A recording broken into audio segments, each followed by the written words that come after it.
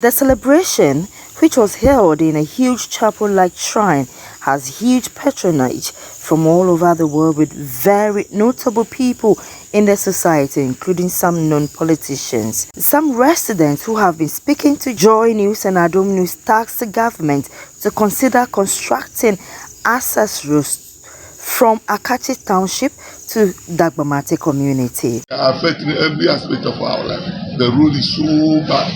We are managing it, and as you yourself you see the development we are doing here. The road construction of road is so huge. Otherwise, you start starting. So we are appealing to the government to come to our aid, and government to come and see how far we are developing here. We brought water, we brought electricity, we brought everything ourselves. So we are pleading with the government to give us road.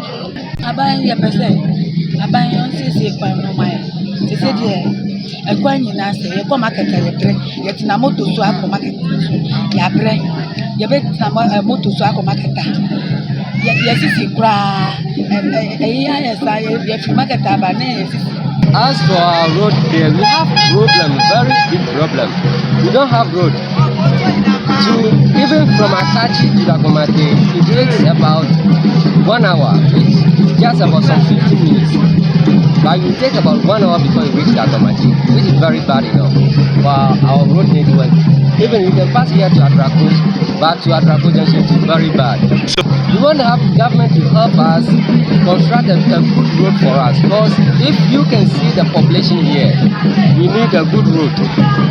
So the government should do something about that. Sam Davis Davon, secretary of Apatokugboji Shrine, who read a welcome address on behalf of the High Priest, Moses Davon, noted that there is a need for traditional worshippers to also have their own public holidays. We still want to appeal to government to set a day aside to set a public holiday for traditional religious practitioners.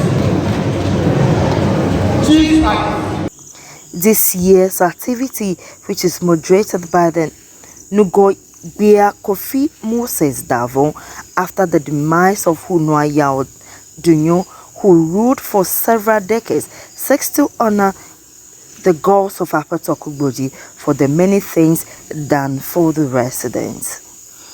Nugogbea, the High Priest Moses Davon, admonished the worshippers, who were all clad in white and a touch of black, to always show gratitude to the gods of Apatokugboji.